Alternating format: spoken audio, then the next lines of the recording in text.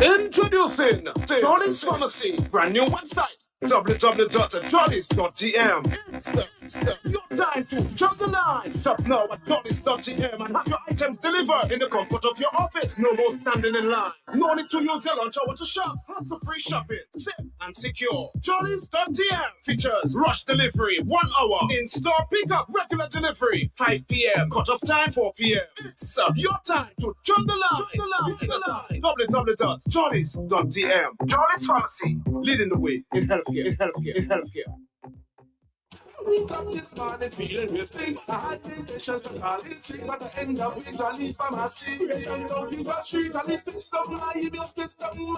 Have me feeling fit and strong, now I'm ready to work and return any mission. If you see me forget, Jolly's Pharmacy is number one, Jolly's forget.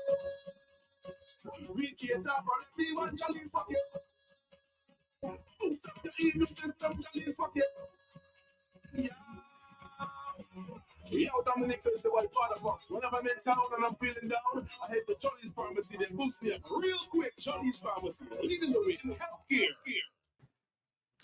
Good morning, and it is another beautiful Wednesday morning with us here on Jolly's Health Vibes. My name is Trudy Christian, in the studio with you this morning, going to run the show. My chief host, the host we say with the most, Mr. Carlton Lando, is unfortunately not with me in studio this morning, and I want to wish Carlton well wherever he may be. I know he has been battling with the what people call the weeding, so I want to just wish Carlton well and hope that he is logged on to Health Vibes, even if he's not physically present in studio.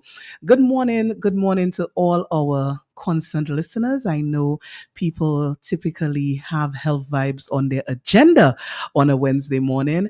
A lot of people tell me that they make sure that they listen to this very educational but vibesy talk show on health. So if you're a regular listener to the program, good morning to you.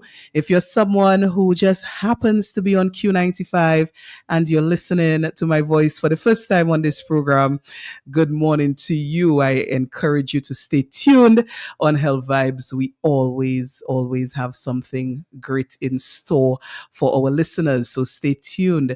Good morning as well to the people who are listening to the program on social media, the Q95 FM's YouTube channel and Facebook page.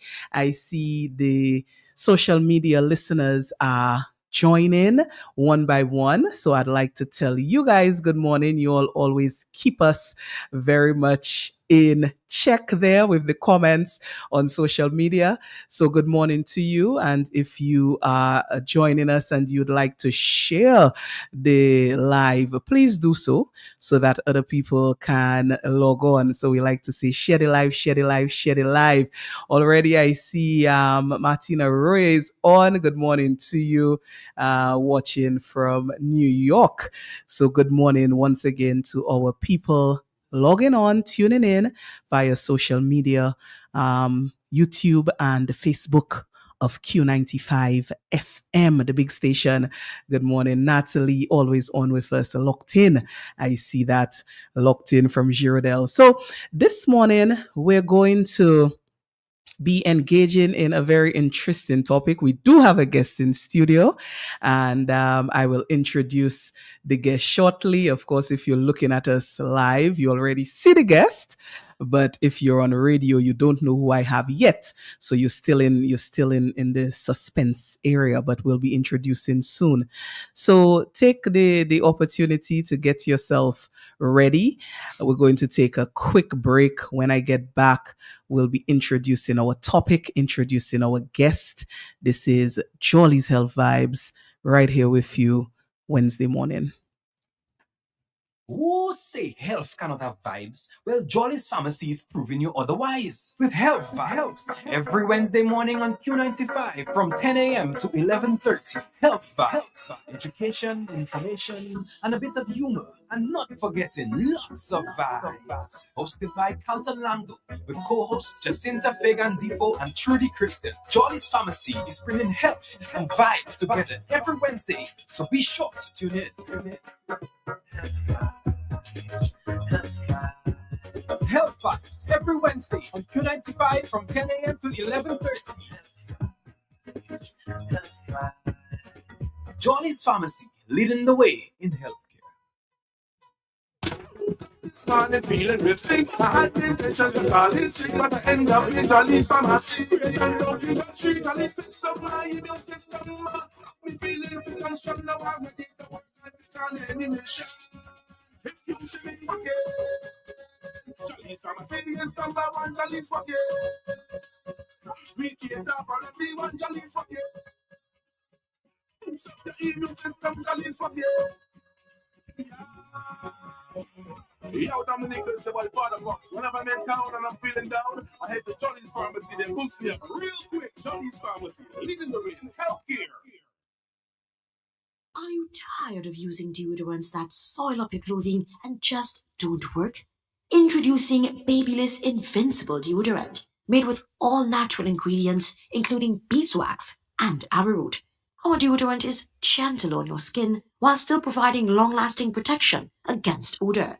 Say goodbye to harsh chemicals and hello to all-day freshness and confidence with Babyliss Invincible Deodorant. Try it now and experience the difference for yourself. Available at Jolly's Pharmacy. And we are back with you. It is Health Vibes here, Jolly's Health Vibes here. And I promised that we would be introducing our guest. We have a very interesting topic lined up. It's something that I don't think we've ever had on Health Vibes before. For the multiplicity of things that we talk about on Health Vibes, I don't think we've spoken about this particular aspect of healthcare before on this program, but we always try to broaden the scope. So we have something in store that's new. In studio with me this morning is Nurse Denise Edwards. I think many people will know her. Well, she has many reasons why you may know her. Many may know her in the field of nursing, but in the field of nursing education. She's a former colleague of mine, and we won't talk about that aspect, but she's a former colleague of mine. People may also know her for her farming endeavors. People may also know her for what she is here today to talk about, which is her home health services, Dima's Health Services. Yes. So Denise Edwards is in the house with me this morning, and I'd like to introduce her. Good morning, Nurse. Good morning, Trudy. If I may call you Trudy, I Of like course. to call her Madam P. I'm so proud of Trudy as the president, so I call her Madam P. Yes, good morning to our listeners. Good morning to those viewing via whatever social medium you choose to be viewing this morning. A special good morning to my countrywoman, Natalie. Some people didn't know I'm from Girodel. Yes, I am. I see a Miss Roy in the house. She must be my relative. All Roys are my relatives because I'm also from Viecas. So I'm a Dominican. So that's the first introduction. I'm a Dominican. I'm from Girodel. I'm from Viecas. I live in Salisbury for the past plenty years. So I'm fully Dominican. Trudy knows about me, so she told you my different caps that I wear. My biggest love, I guess, is nursing. It's 40 years since I stepped into that field, and I have no regret. If God give me 40 more years, I would like to be in it for the next 40 years. So that I'm there. Yes, I do farming. I grew up as a farmer's daughter, and I never left it, or it never left me. I'm also into flowers. Rodel is from a flower village. Yeah. Flower basket, yes. Like this, somebody told my husband once, you took her out from the flowers, but you couldn't take out the flowers from her. So I also have Diba's flowers. But these are other aspects. Today, I'm going to speak to one area that's my love, that is healthcare, but more importantly, home health care. I will maybe remove some of the myths or the preconceptions when people hear home health. They ask, do you have a home? Do you have a residential home? No, it's not that. It's different from that. So we'll speak to that as we go along. Yes, Nurse Edwards. So before we get into the real topic, which is home health, it's a concept or a topic that, as I said, not many people would possibly really fully understand what it is. We've never really spoken about it on Health Vibes. It's not even something that I am very familiar with as a health service.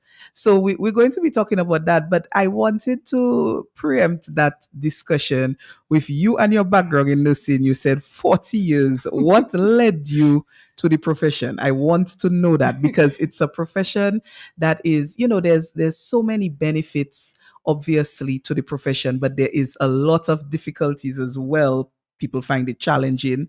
What led you to choosing nursing as your I like to say vocation? Yes, it's an interesting question. Mm, And it's a question you ask students at an interview, but Mm. most of them tell you what they think you want to hear. right. I think it's better to ask it lower down the road. A better question would be what kept you in the profession? What kept you in the Because profession? even today, many people join for economic reasons. That's Mm. the profession that will give you a job anywhere in the world. But it's not so much why you came in. I think it's more important why you stayed in. But what led me to there? I did sciences at the college at then Call. All that dates me, yes, I know. I did it at Call. I did sciences, and somewhere in my mind, I thought I wanted to be a physician, a doctor, because those days, like how my former president said, the vocations or the professions people knew was teacher, lawyer, doctor. So if I was in science, I thought I wanted to be a doctor. My parents were not financially able to send me to university, so that was just a thought in my mind. I guess I wasn't bright enough to earn the Island Scholar too, which would take me where I want. So the medicine part had to go on hold. So the next best option was nursing. So I thought I could care for people. I think I had a natural instinct for caring for people. I was raised on an organic farm and I would do the herbal cures. So that's where my health started. I remember once there was a bad flu. I think it was the happiness they called it. Happiness captured Chuyo. Right, it was happiness. And nobody was getting well that time. And I took all the herbs that I knew my parents were using and I made it into a syrup to treat my family. And they got better, Okay. whether it does happen or not. So I have that herbal part of me. Mhm. I cannot treat people with herbs because I never did professional education training. My license as an RN in Dominica doesn't cover my herbal part. But I'll tell you a secret. If me or my family is sick, we go the herbal way. Mm. Well, it's not conflicting with Jollies because I can go by Jollies and pick up Oh some of yes. those Oh yes. alternate medicines. Oh, yes. Today we have a fancy name for it, complementary and alternate medicine. Right. So deep down, I'm a herbalist at heart. Mhm. Deep down. So, and that happens predates my going to school. Mhm. It's just something you grew up when you had a cold. Go and pick the Flexio, go and pick the this. When you have diarrhea movement, through the guava leaf. Mhm. So we grew up on that. So that was here. Then we went to a farm. I could kill a fowl faster than anything. So you got into the anatomy of the animals. So I like that. When they kill the animals, the pigs, the goats, the fowl, anything. I was in there. So that was where the human body gave me interest. As I say, I went into nursing. And I understood the difference between nursing and a physician. We no longer say doctor, per se. It's not politically correct to say doctor because a nurse who has a PhD is a doctor, but she's not a physician. So I could have gone to physician school. I remember a physician who I worked along told me, "You're so good. You can get a scholarship to Ross University, By that time, I was no longer interested in medicine as a career. I saw myself maybe doing an FNP. So that's where that kept me in. I also knew that if I wanted to be called a doctor, I could have gone a PhD in nursing. And that would happen much quicker than a PhD in medicine because a physician graduates with a Bachelor of Science in medicine, not a doctoral degree. So I said, that was me. I worked along the physicians. I was comfortable, but nursing is more holistic. Okay. So I like that holistic being. Doctors come, they do, they go. Nurses are there 24/7. So I like that human part. Basically, that's what that kept me there. And the reward, some people say patients are not grateful. That's not my experience. If you give them good care, they will be appreciative. And even if they don't, I personally believe that I work in God's ministry of healing. I didn't work for Ministry of Health. I work in God's ministry of healing. So if 10% tell me thanks, I got a lot. Mhm. Someone asked, why only 10%? The great physician, Jesus Christ, he healed 10. One said thanks.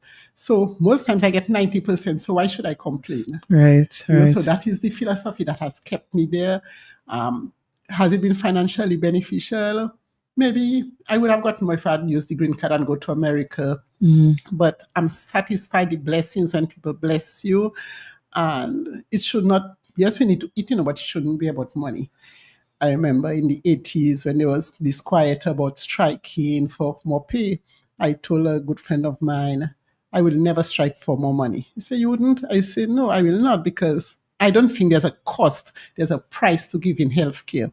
And I said, I'll feel badly if one day I'm on strike and a relative of mine falls sick. Then I have to leave, come out of strike and go and take care of that relative.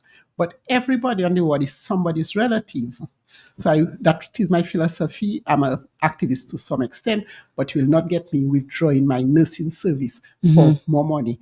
I can withdraw it for other values that will enhance the patients and enhance the clients, but not for financial reward. Some of my colleagues disagree with me. That doesn't mean I don't believe in protests, but there are ways of protesting without withdrawing your service. Okay. And one of the things you didn't say, I'm a past president of the Dominican Nurses Association. Okay. I'm a past treasurer, past secretary. I served with my association.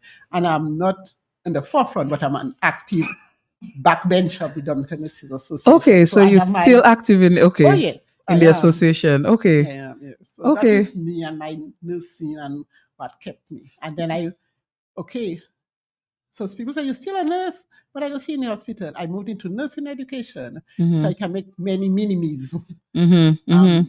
Usually there were two fields three fields. You could become a family nurse practitioner, which I wanted to do because I felt that was closer to the physician that I wanted to be.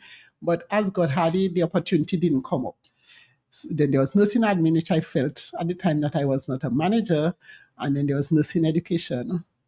I chose nursing education and nursing education chose me.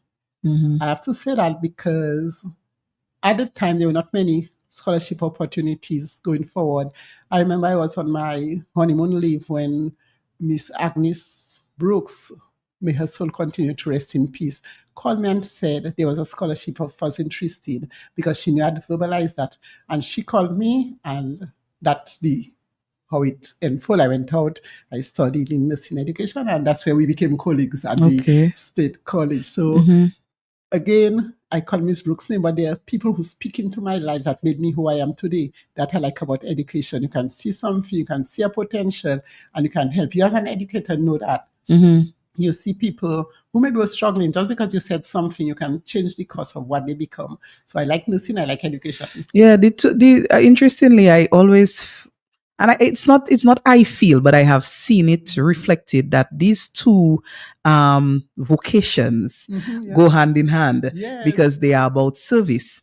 So education and health, and specifically nursing, it's about service. And something you said is I think so foundational, that the whole reward is, that what you is not about necessarily the money or about how many people come back and say thank you, but it's the change that you made, the change that you made.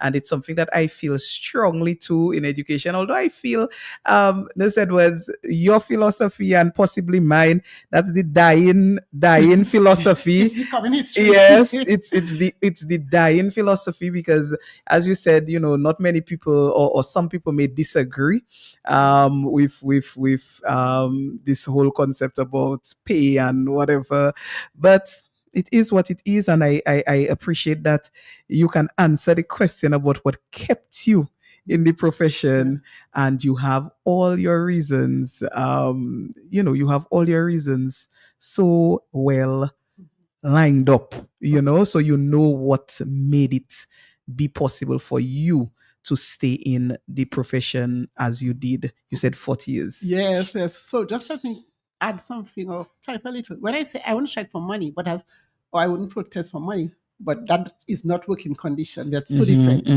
And working condition in the end is the end result of nursing and education should be your client, your student. So when you as a teacher advocate or protest for better working conditions for your staff and for yourself, what you're doing is asking for better conditions for the For the students. students, yes, So or when for a the nurse, when patients. Nurses Association, PSU, ask for whatever, we wouldn't get into it here, better conditions for the nurses. What they're asking is for better healthcare for the patients. Mhm, So mhm. that is a difference. So it's not a matter of you make it, you don't want money. No, you're on better working conditions. Mhm. Right, to improve the service, yes. The end Mhm. product. Hmm. But we here this morning to talk about home health, which is something, as I said, that I am not even very familiar with. Sometimes, if if I hear term home health, I'm thinking the first thing, nurse, that comes to my mind is elderly people and being taken care of at home, elderly patients and being taken care of at home, or being in some sort of home for elderly people. That's what I think. But I want you to put into perspective, what is home health? That is what you are engaged in now in your business. What is home health? What does that really mean? Okay. Well, you're not alone to think of it in that way. Mhm. When people hear home health, when I launched a little over a year ago, people thought I had so where's the home? Where's the they thought it's a residential home. No, I'm not Fax or RF Home or one of the other homes. It's not residential home. It's also not limited to elderly. Yes, a lot of it focuses on care of the elderly, but that is all health services. As you get older, you need to get health care. So, in a sense, you're right, it has some elderly, but it's not that. Home health is a point of service for providing healthcare services. So you may go to a physician's office, you may go to a health center, but you can stay right in the comfort of your home and get almost all these services at your home, at the client's home. And just as everybody go to the doctor or to the health center, everybody can access from birth, from pregnancy. Somebody can choose to get their antenatal care in their home. They can choose to have you come and visit their newborn in their home, which happens already. The primary healthcare does some of that. But what is different is that the primary healthcare, the nurse goes and visits, the midwife goes and do the 10 days postpartum check. Home health is a compound, is a all-in-one package, or as inclusive as possible, that meets almost all a family or an individual's healthcare needs at home. It provides both medical and non-medical services to the person within their home. So both medical and non-medical. So I want an idea. Give us an idea of what would be a non-medical service that home health could provide. Feeding the patient. Feeding. Okay. Hygienic needs, bathing. Okay. They're keeping the environment tidy. Okay. Nursing evolved from Florence Nightingale, who was considered the environmental nursing, that she believed that your environment was important. So somebody can go and take care of you and your backyard dirty or your kitchen is dirty. So home health, one category of worker will be responsible for taking care of your meals, taking care of your tidying your room and that kind of stuff. Not heavy cleaning, but doing that. So that's why it's non-medical services. They can do almost anything. Companionship is not considered a medical service. And that's where the older persons benefit a lot. And in Dominica, there's a growing need for that. And it's happening, just that it's not on the front burner. It is happening. I've not brought anything new to the field. I've maybe brought a little structure, but it's not new. As more and more people migrate and their family continue to age, they want to be there, but they cannot. They have to be out there to financially support. One family member told me, I wish I was home to take care of my family. I say, yes, but if you're home, would you be able to support financially the family? So don't feel badly that you're out, but the home health service will allow you to be there without being there, to make sure your family continue to get breakfast, lunch, dinner, to get their medication on time, to do shopping on time, to go to Jolly's to have the prescription filled. So all that is what home health provides. Okay. And you mentioned it is applicable, or home health is accessible or available for the entire family. And so to kind of expound on that now. So are you saying a child can be Seen, seen yes, through home health services? yes, you can. You may have a child.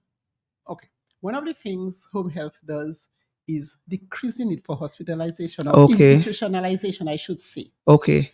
So you have your child who maybe had surgery Mm-hmm. and the wound needs dressing. Mm-hmm. You don't need to bring the child to the health center.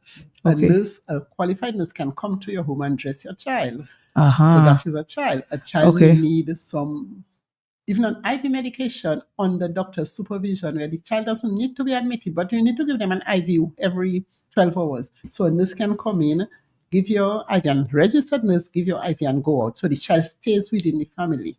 Okay. Yeah, so- Okay. So certain things and that's where it's a team approach. It's not a nurse going in.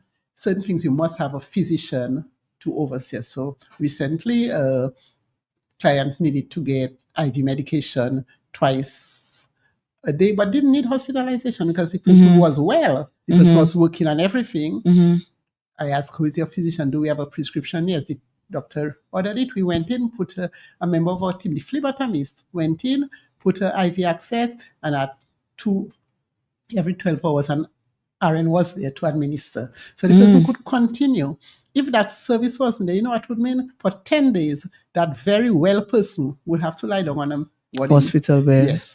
Okay. Yeah, so you And can imagine the right. effect. So I want to know, from your perspective, what are the benefits then of of a patient staying home? As you mentioned, a patient, for instance, that is maybe otherwise able to be home. It's not critically ill, possibly. So someone, as you just mentioned, that needs an IV installed. What is the benefit to the person of that service of being able to stay within the home?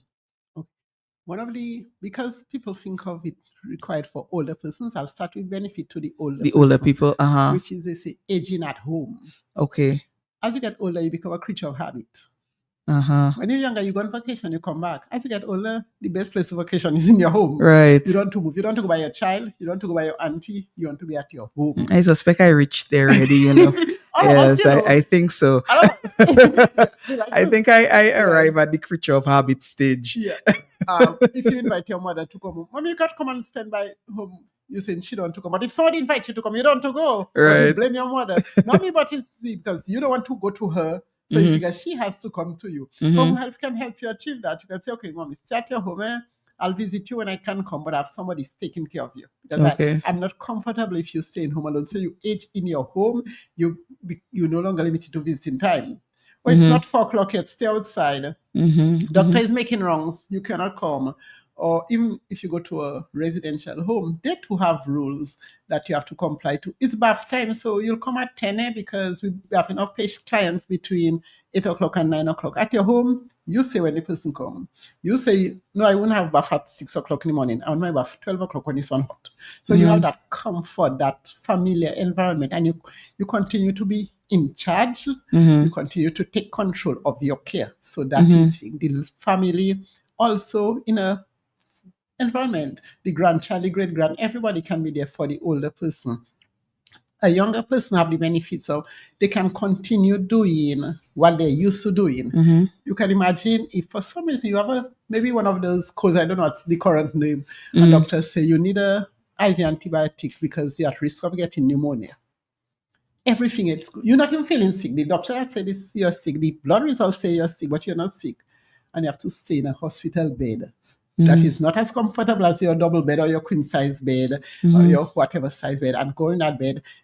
We don't even have a private hospital in Dominica, so you have no control who is the next person next to you. Even if we put you in the private ward, you're still aware of all what's happening on the ward. Right. If you want to listen to Q95, your next patient don't want to listen to Q95. Why you always have your radio loud so by me? You know, it have a number of things. The comfort, I think, is the biggest thing. The comfort you have and the control. So we have comfort, we have control, and we at Dimas Care Services, we say we give to compassion. And compassion has to do with what you want. It's not defined by me, what I want to give. It's what you want to give. So that's the benefit of home care. the being able to stay To stay home. in your home. It would also decrease may decrease the cost of institutionalized care. I say may because we are fortunate in Dominica that we do not pay for hospital, basically. And when you are 90, you go. I should say we do not pay financially. That's me about that more. But so I'll just leave it at that. We do not pay financially for healthcare. The cost might be more than if we were paying for it. You at your home, you have control over it. You have control. You don't have to decrease. You have to increase so that you continue your life as normal in there. And I'm thinking too, there would be a psychological impact on a patient who is institutionalized if there is death or suffering going on around them within the institution. That's all what we mean by comfort. Okay. Because you 89 years and the person by you died last night. Right. They bring a new person. Tomorrow night, the next person dies. So left and right is death alone, man.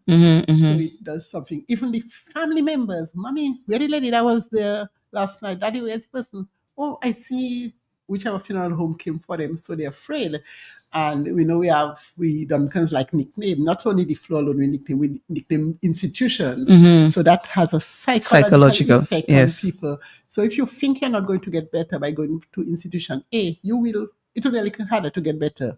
When you're at your home, you don't think you're sick because sick people do not stay at home. Right. So it's a whole mental frame, and the power of the mind is amazing. Okay. If you think you're well, you'll be better than if you think you're sick. Okay. So it has that kind of environment, and I can't stress too much the social benefits. Man is a social being. God said it wasn't good for that man or woman should be alone. So your company. When you're home, you continue to have that social. Your friends can visit at your time, and the same friends you're visiting. So, that is basically one of the biggest benefits that you can do it. Now, the other thing is that what's the difference? But doctor already making visits, the district medical officer once a month, so and so coming. When you do it with a home care provider, you have all the package in one. So you need a physiotherapist because the person had a fall and all ages fall. That provider will access a physiotherapist and take to you. Okay. You need a respiratory therapist. Respiratory therapist, yes, some of the flus we need maybe some people need special respiratory therapy. If you have the person has a stroke, to avoid pneumonia, you need a respiratory therapist. The respiratory therapist is on team. Well, we enjoy this program. Mrs. Giddens, I don't know if she's listening, knows me very well because the amount of prescriptions she sees me filling, and she knows it's not for my family. So the person cannot go and get the prescription filled, then you can go. And when you go to the pharmacy, if a trained person go to the pharmacy, if the pharmacist made an error, a human error, whatever, maybe didn't send enough or what, being a trained person, you can say, no, I thought the prescription was for 60 milligrams, but you gave me one for 80. And, so they can do that. And all the person will just take what you give them because the pharmacist says so. So you can be an advocate for your person. For the patient, okay. So it's not just, even the advocacy is a non-medical role. Right. So you can be that advocate. Right. Okay. So those are some of the, obviously the clear benefits to accessing care at home. And I wanted to know now, what are some of the very typical cases that you would explore here locally, some of the very typical cases where home health care services would be provided or are requested. And I also want to know if chronically ill patients are a part of that typical request. Okay, interesting question. When I started, my concept was to give medical home health care, especially nursing. So anything nursing, but sometimes the demand determines the supply. Okay. So when I started, that was what it was. Nurse Denise will meet your nursing needs, whether it's she or somebody representing her. Then the needs for companionship, the need for the chronic persons, the diabetic who is just. But we are doing all what we are doing, but the diabetes stay uncontrolled, the hypertension stay uncontrolled. The person needs to go to the health center every month for their checks. So the chronic people, part of my big profile. My personal love is wound care. Okay. It's wound care. Okay, before I go on, I just want to say that it's home health care is a complementary service. It's not an alternate service per se. So we are not replacing the health district nurses. Okay. I'm not in competition with my colleagues who I train, most of them in the health center. No, it's not competing with hospital. It's not even competing with the homes, the residential home. It's complementing. So I want to make that clear. Home health services have a big thing of being able to decrease the length of hospitalization. Okay. And although Dominicans do not pay financially for the health services, there's a cost to keep everybody in hospital every hour, every minute. Hospital could be considered a medical hotel, and we know how much all-inclusive hotels cost. Much as when you add medical fees to that, it's it. So a person can go home before their wound is completely healed. They can go home before their blood pressure is fully controlled because somebody is being taken care of them. So I want to make sure it's complementary. So my love is wound care. One of the early persons I had is someone who had the fancy word is decubitus ulcer. It's an education program, so I'm using the fancy word, aka bed sore. So the person had a bed sore. Don't ask me how they got it, whatever. It was a massive bed sore, stage 4. And that's where the fulfilling part. After a few months, the person had her skin back to how it was. So that is one of my profiles. That is my personal love. I knew enough about wound care. When I got into that, I did certification in wound care management. I offer a service where some of the supplies that may not be readily available in the public domain, I'll get it. Some that not even available at Jolly's Pharmacy, I can get it. One of my favorite places to shop is Amazon. So I get it and I give them what the world standard is, not necessarily Dominica's standard. So they might ask, so why Jolly's not having it? Why Dominica not having it? It's difficult to source something for one person, for 5 people. So the population maybe not big enough financially thing. If they bring it in, next week it expires, those kind of things. But we get them. So we use those higher end rather than sometimes the brown liquid they just put on the wound. We use other things. So we do that wound care. So that happens a lot. And I do that. And what I like, they start dressing every day. As they improve, they go alternate days, every 3 days, once a week. And then thank you, that's my last dressing. That's it. That's fulfilling to me. And so far, I've been taking personal responsibility for the dressing. I don't outsource it. So that is one. The other people that we see a lot of is people whose relatives are in the diaspora. Okay. So they're out there and their loved one home alone. They had a helper there, but the helper doesn't know much.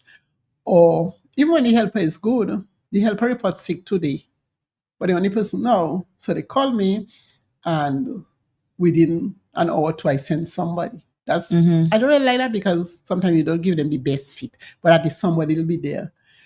It also means that I can give guidance, I give training as they go along, based on feedback. So that is one of the benefits to that you get. Even when it's just a carer you get, it's not just any and anybody. And there's somebody that's accountable. When you're out there overseas and you pay somebody to be in your home without oversight, you're not sure what your relative is getting for your money. Okay. When you have an agency who provides service, then you're getting a nurse without the nurse being there. If you understand what I mean. So that is one of the things we do.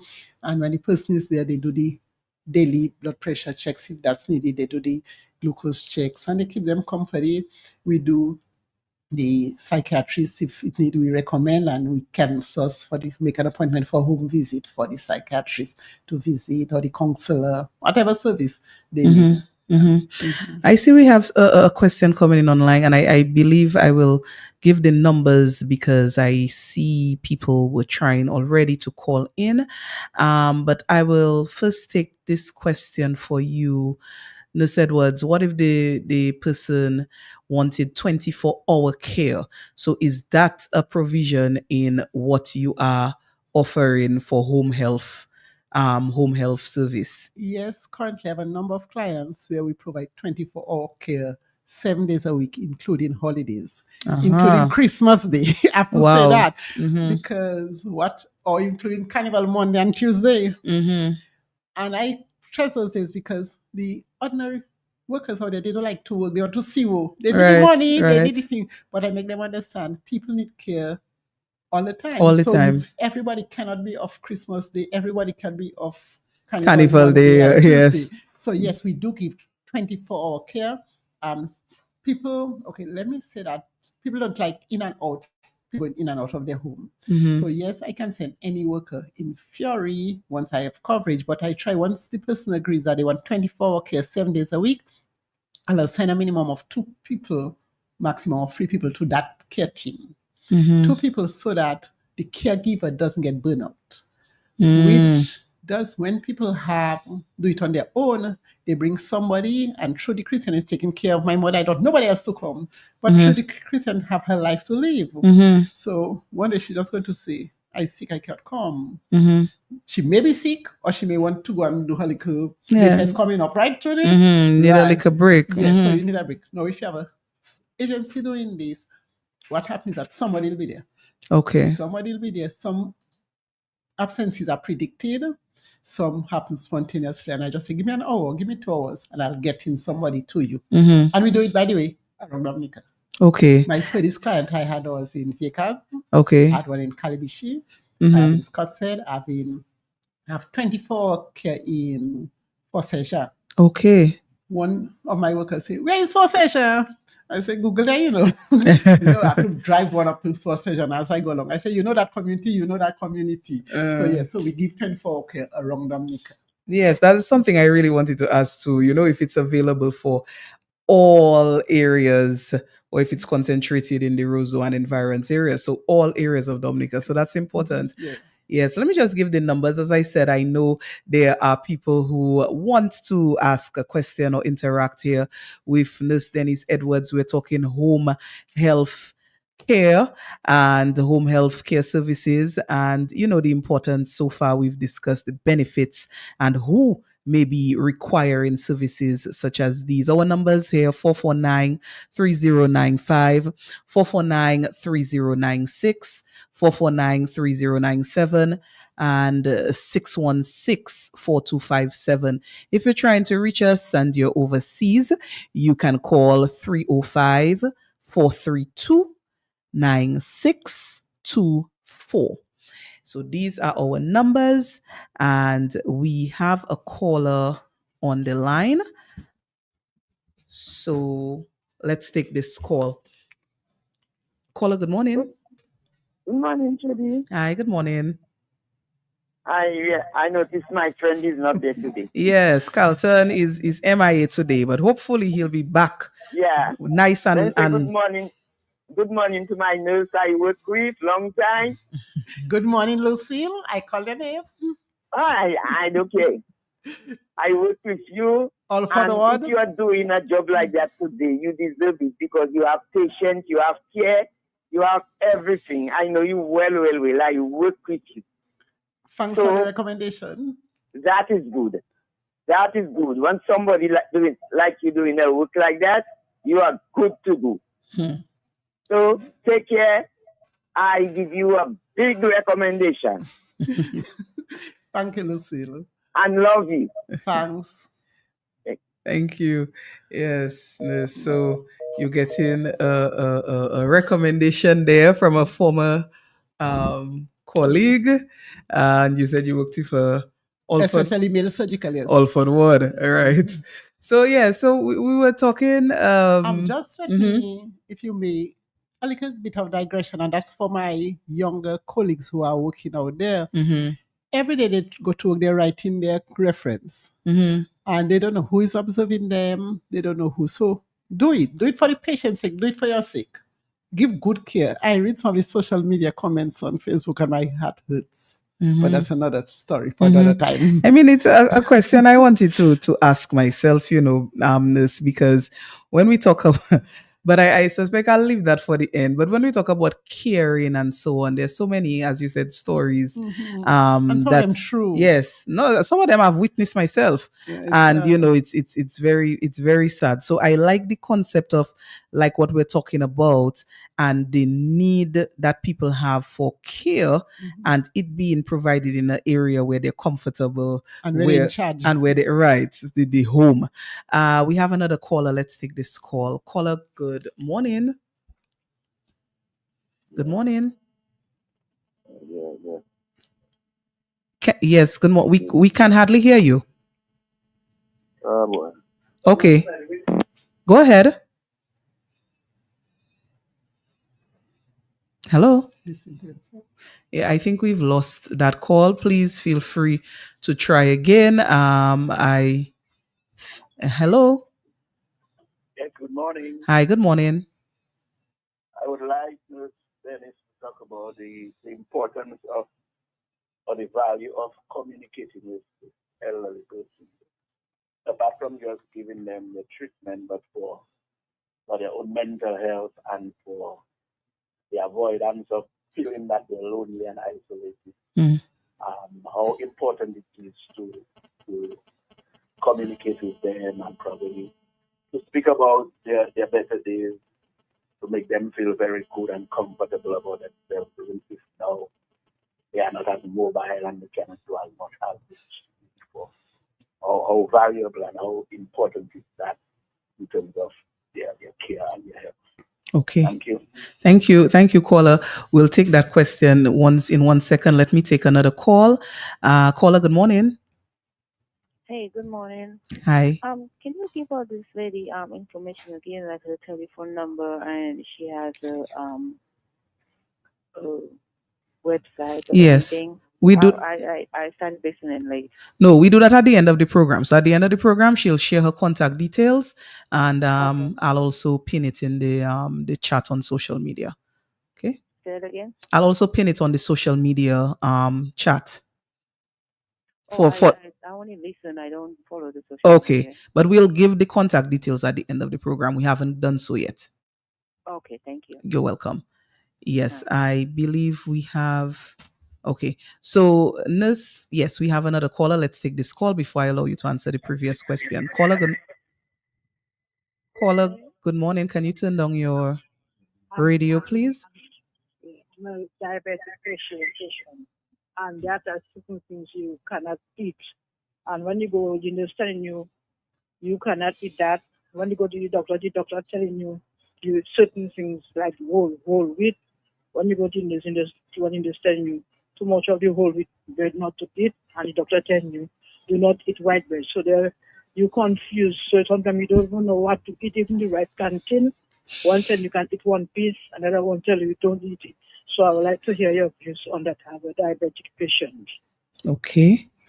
Thank you, caller. So I have two questions lined up for you. Let me just take this one more call. The phone lines are going, and we want to engage all our callers. Caller, good morning. Good morning. Good morning, Trudy. Hi, good morning. Good morning, Miss Edwards. Good morning. Miss Edwards, I am so excited at what I'm hearing. My name is Jenny. I know you. I'm from Girdell. You're from Girdell. I know your parents. And I'm a nurse also. And this is revolutionary for Dominica. And I must commend you for what you're doing. I will take your information and keep it because you never know when one needs those services. But these are very important services to the citizenry of Dominica. And you're very professional, knowledgeable, and that's very important. You sound like you're reliable, and all these aspects come into play in a service like this. Keep on doing what you're doing, and I'm listening, and I'm excited about this. Thank you. Thank you, caller. So, and I will add with all what she said. You sound like Ms. Edwards. You're reliable. I will add. She's also very organized. So notice she she has her system very, very organized, and you can count on that organizational skill that she has. But nurse, we had two questions prior. I want to get to them. One was as it related to the communication with elderly patients and the importance of that. So I'll allow you to comment on that first, and then I'll give you the second one. Okay. Thank you, Colin. Thank you, Trudy. Let me say that communication is not just for the elderly. And some of us healthcare providers, we forget the basics we learned from semester one. Some of the patients don't realize that it's their right to be communicated with. So it's not just the elderly. Everything you do for somebody, you're supposed to tell them you're going to do it. You're supposed to seek their consent, not a written form, but say, I'm going to change your clothes. And they will nod. So that is consent. So that is one part of communication. Communication with the elderly is important because they were used for the past 70 years of being doing what they wanted when they wanted, and all of a sudden, so what they consider a little child is coming to tell them what to do. So you don't tell them, you should engage them. Can we go and cook something? What would you like for breakfast? What would you stuff? What did you used to eat before? You were not always eating what we provide now. What do we do? So that is communication. Communication is not just about talking, because you'd be aware that some of our clients are unable to verbally talk, but they can communicate. They communicate sometimes by squeezing their hand, just by their smile, by winking. So all that is communication. Caregivers should never make the mistake that because the person is not speaking, they're not hearing. Family members should also not make that mistake, especially when we are speaking of end-of-life care. Science has said that the last sense to go is that of hearing. So do not plan the person's funeral in front of them now. Wait outside. Do not start sharing the property in front of the person. Do not say anything that you wouldn't want the person to hear in their hearing, in their area. Also, when you visit them or when the carer, if you do not speak, they'll think you do not visit them. So some family members go, and because they come to see them, and because they themselves are not comfortable, they just watch them maybe an hour and they leave. As far as that person is concerned, you never visited them. For you to visit them, you have to say good morning, whatever is their name, how are you? So it's two things about communication, speaking and touch. With touch, you have to be careful. It has to be socially acceptable, different cultures. But in our culture, we have a touching culture, so it's acceptable. You touch them and you say, how are you? Or before you touch them, can I touch you? Because if the person is blind and you just go and touch them, you'll frighten them because they didn't know you were coming. So you say, I want to touch your hand there. You want to hold my hand, and you converse, you communicate with them. If they are talkative, we have to remember that the current memory goes before the long-term memories. So they'll tell you all where they used to go, which garden they used to go. They'll even tell you which girlfriend they had. They'll tell you which boyfriend they had. They will give you the stories. But caregivers have to be careful with that talk they're talking. They have to be careful. Who is the client? The client is not you. So when they're talking, do not go and download on them. My boyfriend did this to me last night. No, it's not their business. They need your care. You don't need their care. So that is something we remind our caregivers. And when they're giving you, do not engage. Do not give them opinion. They tell you they're two siblings fighting. Yes, So you communicate, but you encourage them to verbalize. So communication is one of the C's that's important in caring. I can't overemphasize it. It has to be care the tone in which you speak with them. Because they're not hearing, doesn't always mean you have to speak so much louder, but you have to let them see your mouth moving, because if they are not blind, they will be able to see, and you speak slower. I'm guilty of being a fast speaker. You speak slower rather than louder. So they can and you understand. articulate your words. You try to speak in a language that they're comfortable with. Do not assume before this, because they're old, they know Creole. That's something Dominicans have. So do not just assume, but do not assume that they know English either. So find out what is the comfortable language and try to do it. You speak their language. Do not make them... Yes. Yes, so we have a next call. Yes, let's take this call. Caller, good morning. Hello. Good morning. Yes, good morning. Yes, I would like you to speak about when you have a kidney problem. That means what you can eat and what you cannot eat. Because You only go each time you go to the hospital for checkup. It's different doctors you meet. They giving you a different what you asking them question, what to eat, what not to eat. Some tell him not to eat that. Some tell him to eat this. You ask them confused, don't know what to eat. So I would like your take on that, please.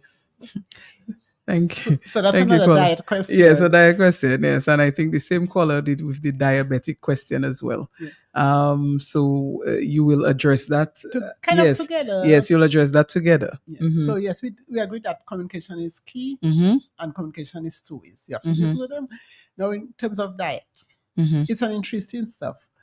Diet should always be in moderation, and it would be remiss of me to think I can come here and speak to the person's particular case, Mhm. because the reason that they may be changing what they eat is based on their blood values. Mhm. If you're a diabetic is well controlled, they can have a bigger range of things they can eat.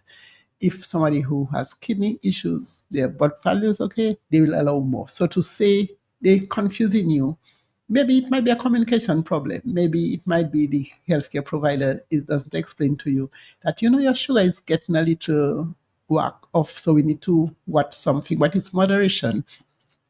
And something, if you tell a typical Dominican patient, you can eat ripe plantain if you're diabetic. They won't eat a slice, They'll eat 5 ripe plantains for you. You can have a piece of ripe banana.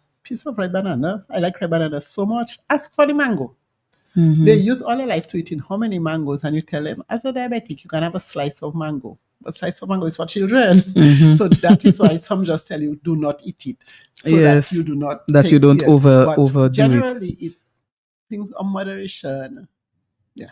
Mhm. It would have to be a one-on-one. You couldn't speak up to it on a radio program. Right. Because the cases can be so different, Yes. And we do have a nutritionist on our team that would take a dietary history first of all, because when saying what to eat and not to eat, you have to make sure it's within the person's means. Mhm. Financial means, availability. We know as a farmer, I know things are seasonal, so you don't want to tell them go and take apple when you have something local they can take. So the nutritionist should take a history, what times you eat what, and then suggest a meal Mhm. plan. Mhm. That's a science by itself. Mhm. So you just mentioned you have a nutritionist on the team. Give me a bit of info. Give the listeners, a bit of information about the composition of the team, because we've spoken about some of the services. You said, for instance, wound care is your personal baby, right? But what are some of the the skill sets or some of the capabilities on your team that you have for these home health services? Okay, from non-medical, we have just the basic carers. Okay. So they can care, they can meet your hygienic needs. Most of them can do some cooking, so we have that. Okay. Then we have registered nurses, Mhm. we have nursing assistants, we have physiotherapists, Mm. we have nutritionists, we have respiratory therapists, we have a phlebotomist, and we have Jolly's Pharmacy is part of our team, because Okay. when any of our prescriptions need to be filled, the first place we go to is Jolly's Pharmacy. Okay. If it's not, we may look at the others. So we do Jolly's Pharmacy. You can consider Triage Health as one of our team members, because we do our bloods there. Okay. However, although I say Jolly's is our pharmacy and Triage is our lab of choice, we still respect the relatives. So the relatives will say, no, I don't go to Triage, my lab is La Falaise. Mhm. Then right ahead, we'll do it for you. So we don't impose it. But if you tell us, just get your bloods done, the phlebotomist come, draws your blood, so it saves you time of going to the lab. Mhm. We draw it, and the results are emailed to us within quick time. And Mhm. I know it's one institution thing, I must say the lab responds very quickly. Mhm. That if I ask for it urgently, within hour or two, I'll get it in the blood test. And we do not need a physician to sign off on our lab. Once we say Dima's care, we'll get the blood done. Just let me give you a little scenario. Yesterday I was in class. My students looked like they were kind of looking hungry-ish. I think I can teach you afternoon and you're hungry. So I let them to do exercise. I was walking to a supermarket to get something quick to give them. I met a man in a conversation, he not well. So, nurse, the woman not well, they're not typical Dominican. So I asked, He was 58 years, had never been to a doctor, never been to a health center, but he's not well. Mm-hmm. So they would advise him to go to a particular doctor who they say is still open. I said, okay, but he didn't want, he'll go tomorrow. I say, you know what, you're going by the doctor tomorrow. It would be nice if you walk in with your blood results, because you'll go there, he doesn't have a baseline, he's going to send you to the lab and you'll go back. You have time wasting, you have an extra expense because you have to go back with you. I walked him to the lab and he went to ask him how much money he had with him. Tell me, you don't. I said, but we need to know how much. I said, I don't work in the lab, but I want to know how much so we can ask them for it. I asked how much for general health profile. They told me it was X amount. He told me he had the money and he got it done. Okay. So that was yesterday about 4 o'clock. So by today he could walk into a doctor's office and say this. And if there was any value that was way off, then they would advise him go to the hospital right away. Go to there. So always home health. I did street health. Street health yesterday. You know? Yes. Okay. So you have this kind of thing. But that's when people know you. They unless you always understand you're not off duty. So so something else that is coming to mind here. You have people under home health services, your regular people, regular clients, and possibly there is a change in their condition, their medical condition, or there is some emergent condition that they are being faced with. What is the approach then, or what happens in that circumstance? In naming my team, I forgot my physician who is a pillar. So she's a physician. So I have a physician there. She does home visits, or she does what we would consider telehealth.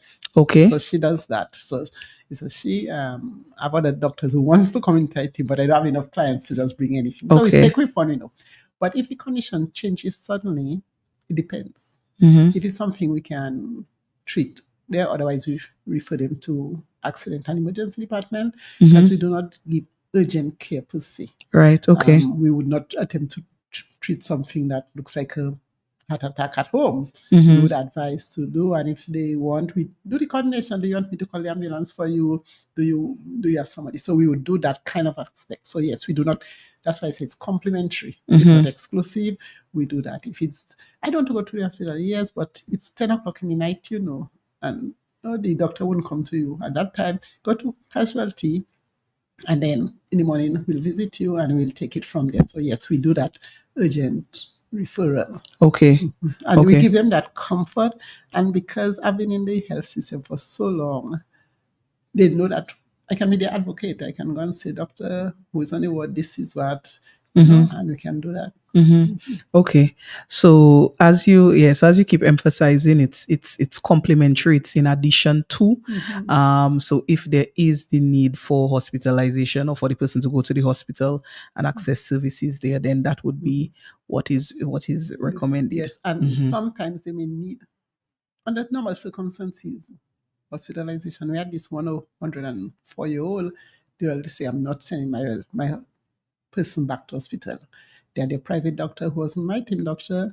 The doctor said your person needs hospitalization because they need IV medication, they need IV fluids. Doctor, we're not taking a person. So in came Dimas Care Services, and with the doctor's prescription, we provided 24-hour nursing, RN care for them, 24-hour care. So we did the turns, we did the baths, we did the IV medication, we gave their fluid. But then the physician had to be comfortable that somebody they can take. And that's a challenge to home health, that all the equipment may not be readily available at the home. So you have to do an assessment and say, if the person needs oxygen, the person doesn't want to go and buy a tank of oxygen, then you have to take them to hospital. Okay. And naturally, even in hospital, sometimes you move them from a ward to ICU. So you have to do a continuous assessment to know when their condition change, and they have to go to the next, and you advise the person accordingly. Okay. All right. I see we have someone calling. Let's take this call. Caller, good morning. Yes, Nurse, it's me again. I'm not surprised that your best, the one you love the best, is to doing dressing and playing in those things there. Dr. Paul. Because if I remember the best surgeon you worked with, and when you all put all your head in one person's foot, oh boy, that was something else. So you mean Dr. Paul make you like those things there? Yeah, he's one of the shoulders on whom I stood. Yes, Dr. Paul is one of my mentors. I don't know if he's Oh yes, listening. our best surgeon And I still ever. consult with him if I have a difficulty that's not correct. So although he's out of the public domain, his brain is very active and he's still good. So You still call him. I still consult Myself with too. him. He reviews as results. a patient. Yes, yes. Thank you. Yes. Yes, thank you. So I wanted to, Nurse, you just mentioned you had a patient 104, and the family didn't want the person to go to the hospital. It brings to mind the sort of end of life care and end of life or palliative care, if you may. What is your approach to that, or is that something that you often provide in your practice? What is the scenario as it relates to end of life or palliative care for patients? Okay, we have not had many clients, and in my experience over the time, I think Dominicans like their relatives to die in hospital. I don't know. Like may not be the correct word. I think it's fear of death. I remember working in when I was working in Ministry of Health, and one of the nurses I was working with, she said to me she hates the fact that all the death announcements say died at the time Princess Margaret Hospital, now Dominica China Friendship Hospital. All death announcements say that. Yes, and some of them, in all fairness, they bring the person dead. We're not Jesus, we just resurrect them. And I don't like that.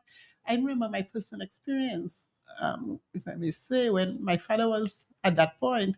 So tell me, a big nurse and you're bringing him to hospital. What was I bringing daddy to hospital for? He was at his end of life. He was at his home. My mother was able to care for him. We didn't care. I was able to give supervising care. When his condition changed, I remember I was on the farm. She called me and told me, "What are you doing?" I said, "Don't ask me what I do. Tell me what you want." I flew up to Shirodale and I spent the time with him. And that was one of the best moments of my career when my father passed. On the bed, on one side I was there, the next side my mother was there. I had to walk her through it and say he's going. She definitely died. Yes, ma'am. Know how you know, and I, walk her through it. But we have a fear of death. If the person died or we feel like we have failed. One of our nurses in Fioris, Virginia Henderson, said that the role of the nurse is to assist the person to do those things that they cannot do for themselves, or they would have done for themselves if they had the knowledge, the skill, and the ability, or to lead them to peaceful death. So DMS care services can lead the person to peaceful death.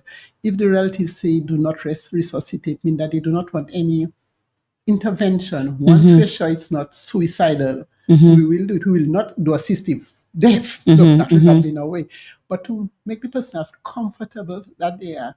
I had as well a friend and a client where he was in hospital, and when he was getting up, he screamed at his wife, "I want to go at my home," because he built his house, he have his nice large bed. The wife made a mistake and was bringing home a hospital bed. Said, "No, I want to go on my bed." I went to see him Monday to do something for him. I was supposed to go on Friday, so I said, if he's there, because from experience, you know, you don't know the hour of death, but you can see it coming. There's physiological processes to death. So I tell her, if you're women, I said, prepare yourself, because that's one of the things you have to do. You have to prepare the person. Friday morning, they called me 6:30. By the time I got to his home, I saw him take his last breath. So we have to do that, and we have to use the experience, and that's where the communication comes in. So sometimes when care providers get blows, it's because we didn't communicate. We saw it coming, but we didn't tell them. Yeah, maybe one day we should talk about how I see nursing has evolved or healthcare from my 40 years, because that is a topic. That is a topic by itself. Controversial. Yes, I think it's something that's a topic by itself, and yes. I am very intrigued by it too, nurse, to be honest, because as I said, I have witnessed certain things within the profession, like me having relatives hospitalized myself, and some of the actions or inaction I saw, I am kind of like, but that's not what I used to know that nursing was, and sometimes it's the communication, through sometimes it's not that they didn't do the best, but they didn't tell you. So they said the person just died. The person didn't just die. Somebody saw them, but nobody thought I should call the relative. And one of my mantra, my students will tell you, everybody's somebody's mother, somebody's father, somebody's brother, somebody's boyfriend, somebody's girlfriend. What would you want if it was your ... And once you do that, nothing is easy. Do unto others what you would want done unto you. And it's very easy. And there are many of us that do it. So don't think there's none. There are many, and I want to compliment my many nurses in spite of the conditions that continue to give quality service care. But as you know, the negative blows out. Sometimes overshadows what is positive. Let's take this last call. We're almost at the end of the program, but the lines are still going. Let me take this caller. Caller, good morning. Hey, morning, Miss Judy. Trudy, good morning. Yes, and morning to the nurse. Good morning.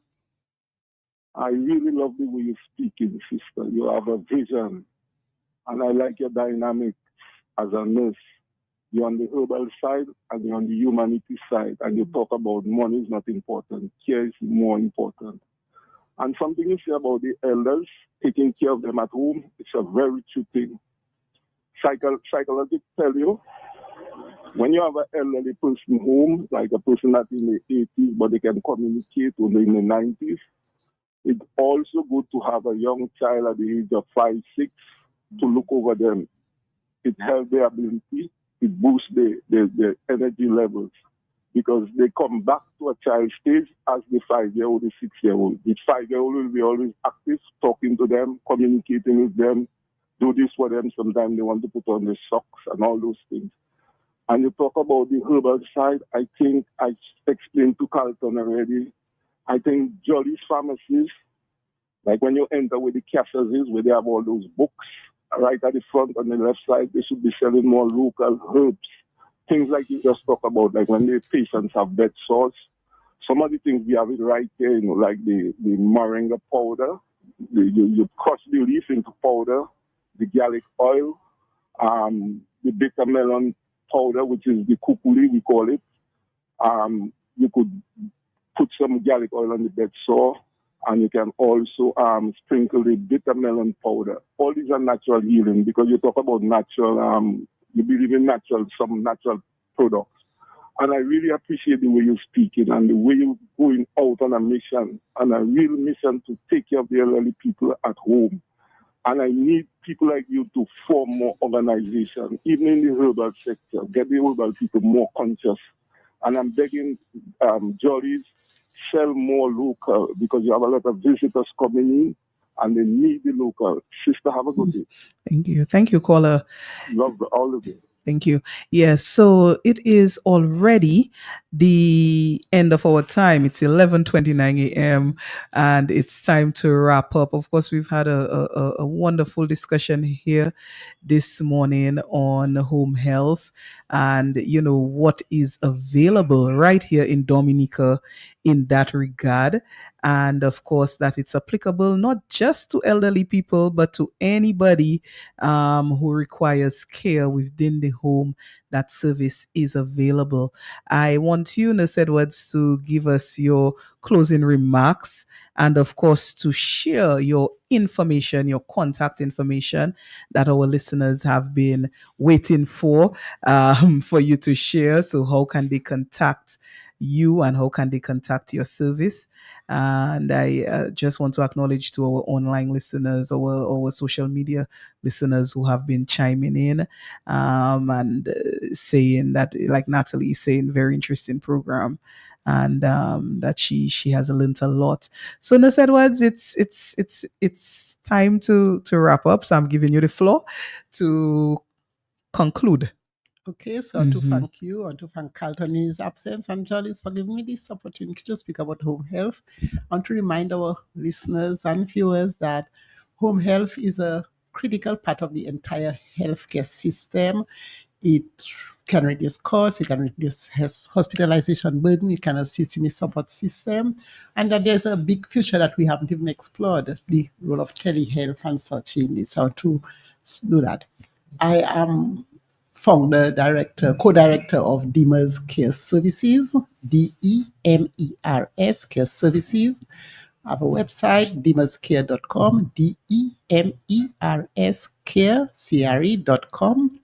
Our telephone number is 275 Or for those in diaspora, 767-275-CARE. 767-275-2273. We do well with WhatsApp. We may not respond to a call immediately, but we respond to every message, every phone call. Once again, I want to thank Trudy. We know she's a good host, and wish her well in all that she do. Wish Jolly's continued growth and in what they do as well. Thank you. I want you to say the phone number again. Let me put it for the Facebook and YouTube listeners. So give me the phone number again. 275 2273. 2273. And those doing on the pad will see it's CARE, CARE. Okay. 2273. Okay. So for people who want to contact, and the website is demascare.com. Demascare, one word. demascare.com. Yeah. Okay, so demascare.com. So for the people who would like to contact you and contact Demas Care Services, they can do so via the website or via call, and reach out if they require home health services. But I think a lot of people, now that they understand what it is, maybe wanting that for themselves or for their relatives, as you mentioned earlier, particularly people who are based overseas and who have relatives here who may be in need of care services. So Nurse Edwards, thank you so much for joining me here on Health Vibes this morning. Thank you to our listeners who have been with us throughout the program and any new listeners that we got on board this morning. We welcome you to the Health Vibes family. Welcome home. I will, God willing, be on again next week and with my chief host, Mr. Carlton Langdo. And so we look forward to seeing you and hearing you again next week on Health Vibes. It has been a great show, great morning. I wish you the best for the rest of the week. This is Trudy signing off here on Health Vibes. Do have a great week. Bye-bye. Bye, everyone. Oh, and if they say convenience make a big difference, and you can trust me, I know just where you should be. That is JP Mega. The one stop shopping, no me, nigga.